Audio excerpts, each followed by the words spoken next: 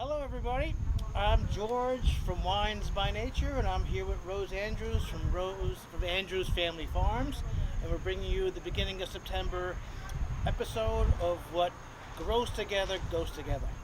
So, hi, Rose. How are Hi, you? I'm good. How are you? Good. I know we kind of missed August. It was a crazy, crazy month here on the farm between the weather and just it was really busy, and I don't know where the month even went. Yeah, we couldn't get together for. He an was more episode. on top of it than me. It was just I was all over the place. It flew by. It really did. It's crazy. Time is just this summer went by too quick.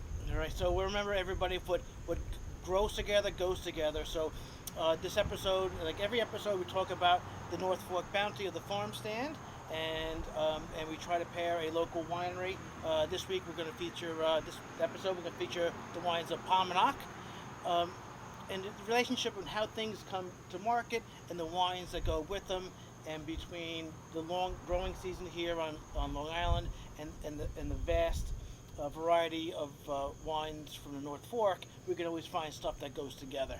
And we find that it always tastes best when it comes just a few miles apart from each other. Definitely. So what do we miss in August? August, we didn't miss much because we are September. We still have most of the vegetables that we have in August. We are Okay. officially in tomato season, which is really exciting. But tomatoes last until October, which is awesome because they're my favorite vegetable grown here on the island. So we didn't miss too much. We still have the yellow and green zucchini, all the greens. Peaches are still in season, which we get locally. But like I said, tomatoes start in August and they're still in full swing, so we haven't missed too much. All right, so this is our episode about the tomatoes. So tell me about how tomatoes, how they react to our weather here on the North Fork. Right, so it's been kind of a rough tomato year. We grow beefsteaks and then also heirloom cherry tomatoes on our farm. And then in our farm stand, we also get large heirlooms and different types of cherries from other farmers. But tomato plants are very susceptible to disease, and they're very they don't react to they don't react to weather that well unless it's perfect for them. So our harvest has definitely been a little bit lower than what we expected. Well, this summer was hazy, hot, and humid. And then we had some major storms, so that also didn't help. Those high winds, it was not good for them. We are harvesting, thank God, but it's definitely lower yields than what we expected. All right, and these are picked ready to go. These are not like supermarket where they're picked green in California or Mexico Right. when they ship here. Yep. These are. How do you decide when to pick your tomatoes? Yeah, so we always usually go by color and firmness.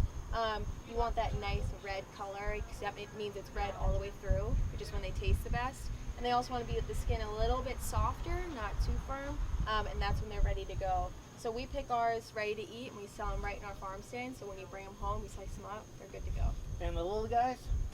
These we also pick right at their perfect ripeness because usually they're eaten so fast that you don't have to worry about them sitting out on the counter for a few days. I had a couple. I will probably eat some more. But the colors are wonderful, from the bright red to this. I saw you had one that was tie-dye. Yep. And there's green ones here. The green ones are ripe, right? Yes. So there's ones that look tie-dye. There's ones that look like zebra striped. They're all different. They're all very sweet. They taste like candy, honestly. They're all delicious. I wouldn't be able to work here. Nothing would come in. I just eat right off the vine. I know. I am a tomato fiend too. I'm eating tomatoes all day. So what is the Andrews family secret recipe? We're not so fancy with tomatoes. I could honestly eat a tomato just like this, but my go-to tomato season is the classic tomato sandwich. Slice up that local tomato, mayonnaise, toast. That is, to me, that's like gourmet. It's one of my favorite meals ever. But only with our tomatoes or local tomatoes. In the winter, you can't get away with it. Oh no, those taste like meat. Those taste awful. Exactly. Awful. So it's got to be like in the peak of the season. I mean, I had one today. They're the best. What about you? We like the old-fashioned Italian style, so we get a fresh mozzarella or a fresh burrata, whatever's warm at the store. Yep. And we slice up the tomatoes, either the burrata on top, slice up the fresh mozzarella. We dress whatever herbs, we dress whatever greens we can get locally. A lot of times it's arugula because that's a nice bitterness. We dress that with a homemade olive oil balsamic vinaigrette, and then we reduce some balsamic vinegar down. kind of dress it up on top, and we just have that, and we eat all of that. Then we go to our main meal, and It's the best and summer yada yada appetizer. yada. We got lunch the next day. Yeah. It's the best summer appetizer. We have that most nights too because we carry fresh mozzarella from Del Fieri. So that if you come here, you get our fresh tomatoes, you can grab some basil, some mozzarella, bring it home. Easy, either dinner or pre-dinner. It's light, it's fresh, it's Yep. fun. There's a lot of different flavors and textures, and you don't get that palate fatigue. You just kind of eat through it, and it's Right. kind of you're full without being full. Exactly. You don't feel gross. It's just it's nice. And then you eat half your meal, and then Yeah, exactly. have lunch. So I would recommend when it comes to local wines, the Chenin Blanc would go great with that tomato sandwich, Yes. Wine and tomato sandwich sounds like my perfect meal.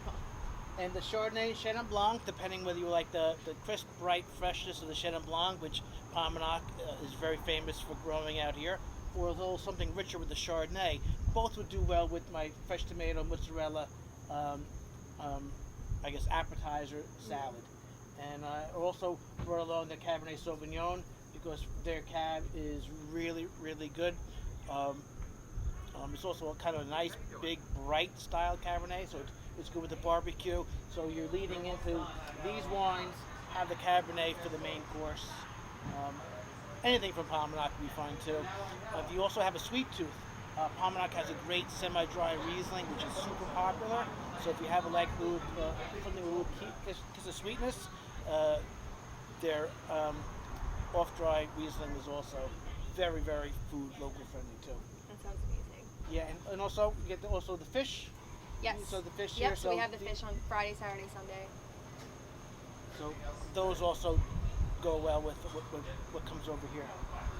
So September's going to maintain like this. So are we touching apple season yet? Yep, so we're just easing into apple season. We don't grow apples here, but we get them locally, mostly from Brymere or Windy Acres in Calverton. Okay, yeah. They grow delicious apples. So we're just getting into it now with the early varieties, like the Ginger Gold. We have an early Gala, Sansa, and then we actually yesterday got some of the first harvest of the Honeycrisp, which is my favorite apple. So we're just getting into that, but when we're really in full swing of like the autumn harvest, we could have between like 16 and 20 different varieties of apples just from Long Island. Wow. And broccoli. Yep. So also in the autumn harvest, we'll have broccoli, cauliflower, Romanesco. Romanesco. Yes, that's the funky green one, like light. It has green all the one. points on it. Yeah, those are a lot of So fun. we'll have that. All the fall squashes, the eggcorn squash, spaghetti, delicata, butternut, all that good stuff. Spaghetti squash. Yeah. How would our audience, how would Yeah. they incorporate a spaghetti squash into their meal? Spaghetti squash is one of my favorites. It's a great option if you're looking to cut out the pasta that night or cut out the carb. 'Cause it does taste, you can make it taste very similar to pasta, Okay. but what I do is I cut it in half, scoop out the seeds, and roast it for like 30-35 minutes. Take it out and use a fork to kind of scrape out the spaghetti out of the shell. And then I just toss it with olive oil, maybe some fresh Parmesan. And it really is a great replacement for like a pasta side or under something like that. Oh, very cool. Yeah, Very it's cool. really good. So we actually have spaghetti squash now that's local. That's the earliest autumn squash.